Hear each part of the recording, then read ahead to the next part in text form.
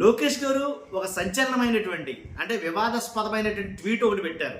ఎందుకు వివాదాస్పదం అంటున్నానంటే, ఏదైతే జగన్మోహన్ రెడ్డి గారి హయాంలో 5 ఏళ్లలో ఈ ప్రాజెక్టు వాళ్ళు ఈ ఈ ఎవరైతే ఇన్వెస్టర్స్ ఉన్నారో వీళ్ళు పారిపోయారు, దరిదాపులకు కూడా రాలేదు.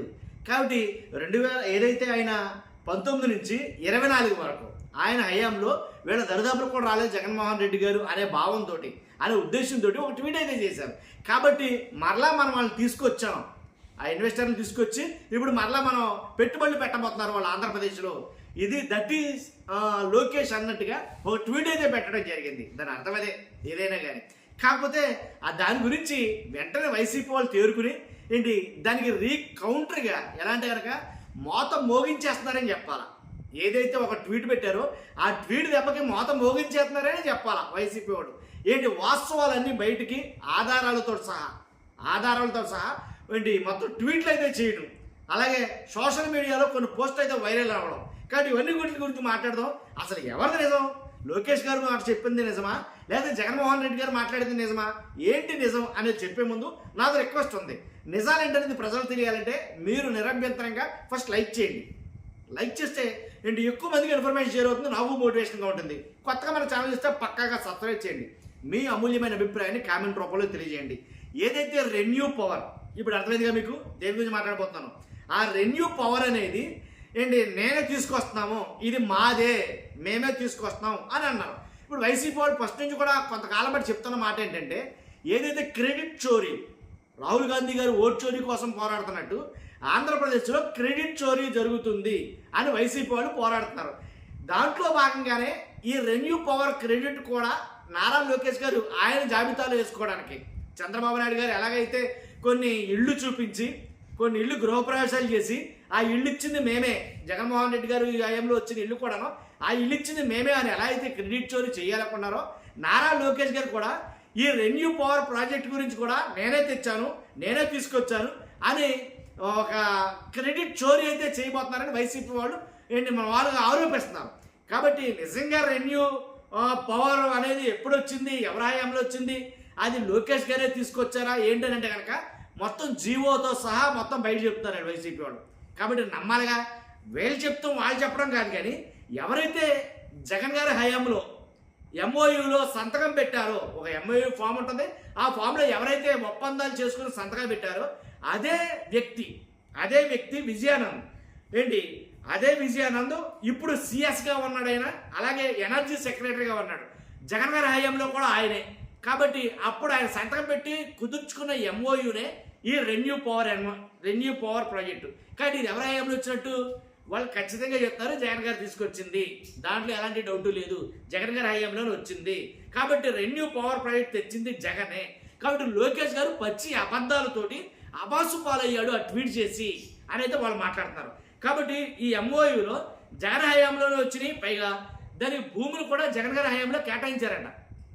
ఈ రెన్యూ పవర్ ప్రాజెక్ట్కి ఎక్కడెక్కడ కేటాయించారంటే అనంతపురం జిల్లా, అలాగే శ్రీ సత్యసాయి జిల్లాలో, ఈ జిల్లాలో భూములు కేటాయిస్తే రెండుకి భూములు కూడా కేటాయించింది జగన్మోహన్ రెడ్డి గారే. మరి అనవసరంగా పాపం లోకేష్ గారు ట్వీట్ చేసి అనవసరంగా దొరికేశారేమో, ఆ ట్వీట్ చేయకుండా ఉంటే బాగుండేమో చాలామంది మాట్లాడుతున్నారు. ఆ ట్వీట్ చేసిన తర్వాత మొత్తం ఊగదప్పుడుగా ఊదగొండేంటి మొదలెట్టింది వైసీపీ. ఇప్పుడు ఎందుకని అసలు పర్సన్ కూడా మారలా. జగన్ గారి హయాంలో ఎవరైతే ఎంఓయూల మీద ఒప్పందాల మీద సంతకాలు పెట్టాడో అదే ఆ వ్యక్తి విజయానంద్ గారే ఇప్పుడు సిఎస్గా ఉన్నాడు, ఎనర్జీ సెక్రటరీగా కూడా ఉన్నాడు. ఆయన సంతకాలు పెట్టాడు. కాబట్టి ఆయన మాట్లాడినప్పుడు జగన్ గారి గురించి, ఏదైతే జగన్ గారి గురించి ఒక వీడియో మాట్లాడాడో ఆయన, ఆ మాట్లాడిన వీడియోతో సహా బట్టబయలు చేసేసారు ఇవాళ వైసీపీ వాళ్ళు. బట్టబయలు చేసేసి ఆ ఎంఓయూ పత్రాలతో సహా, ఆ జియో నెంబర్లతో సహా మొత్తం రోడ్డు మీద తీసుకొచ్చి బయటెట్టారు. బయటెడుతుందో ఏమవుతుంది, ఇక అబాసు పాలే కదా. మరి అలాంటప్పుడు నేనే తీసుకొచ్చాను, నా వాళ్ళే వచ్చింది, ఇది నాదే అని అంటూ కట్టకాలని చెప్పేసి వైఎస్ఆర్సీపీ వాళ్ళు చెప్తారన్నమాట. 2023 జూన్ 20న ప్రాజెక్టుకు అనుమతులు లభించాయి. ఆ రకంగా అనుమతులు ఇస్తూ ఒక జీవో 15 జారీ చేసింది వైఎస్ఆర్సీపీ 2023లోనే. ఇది గుర్తుపెట్టుకోండి మీరు. ఇప్పుడు వచ్చిన ప్రాజెక్ట్ కాదు ఇది, రెన్యూ పవర్ ప్రాజెక్ట్ అనేది ఇప్పుడు వచ్చింది కాదు. అర్థమైంది కదా. 600 మెగావాట్లు 300 మెగావాట్లు, 600 మెగావాట్లు ఒకటి, 300 మెగావాట్ల గ్రీన్ ఎనర్జీ ఒకటి.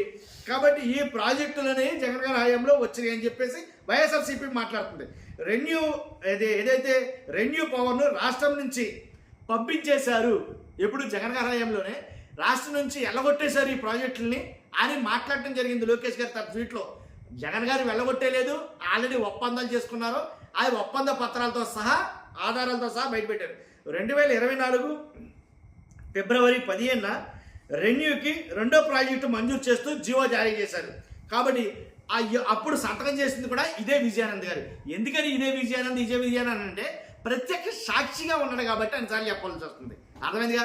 ఇప్పుడు చెప్పండి, రెన్యూ పవర్ ప్రాజెక్టు ఎవరి హయాంలో వచ్చింది, ఎవరు తీసుకొచ్చింది, ఎవరి హయాంలో భూముల కేటాయింపు కూడా జరిగింది, ఎవరి హయాంలో ఎంఓయూల మీద సంతకం చేసుకుంది, ఎవరు తీసుకొచ్చిన ప్రాజెక్టు ఇప్పుడు చెప్పండి. కాబట్టి ఆయన పెట్టిన ట్వీట్కి అందుకనే నేను ఫస్ట్ అన్నాను, అబాసు పాలయ్యారేమో అనవసరంగా ట్వీట్ పెట్టని. కాబట్టి నేనంటాం కదా ఈ మాట. ఆల్రెడీ మామూలుగా రకమైనటువంటి మీడియాలో ఊకదప్పుడు కింద వదలకూడేస్తారు దీన్ని. కాబట్టి అది జరిగింది.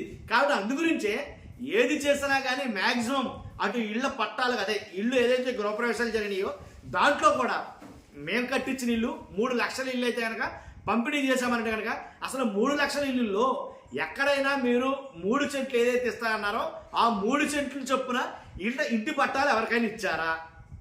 మీరు ఇచ్చిన ఇంటి పట్టాల్లో ఇళ్ళు ఎన్ని కట్టారు, అసలు ఇంటి పట్టాలు ఎంతమందికి ఇచ్చారు, అసలు ఇస్తే ఎవరికైనా ఒకరికైనా ఇచ్చారా అనే ప్రశ్నలు అయితే లేవనెత్తుతున్నారు ఇప్పుడు.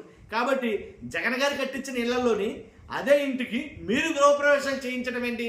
ఆల్రెడీ గృహప్రవేశాలు అయ్యి కాపురం ఉంటున్న ఇల్లుకి మళ్ళీ కొత్తగా గృహప్రవేశాలు ఏంటి అనేది కనుక చాలామంది ఈ రోజంతా దాని మీదే నడిచింది చర్చ అంతా కూడా నాకు తెలిసి. కాబట్టి అదండి జరుగుతుంది ఆంధ్రప్రదేశ్లో.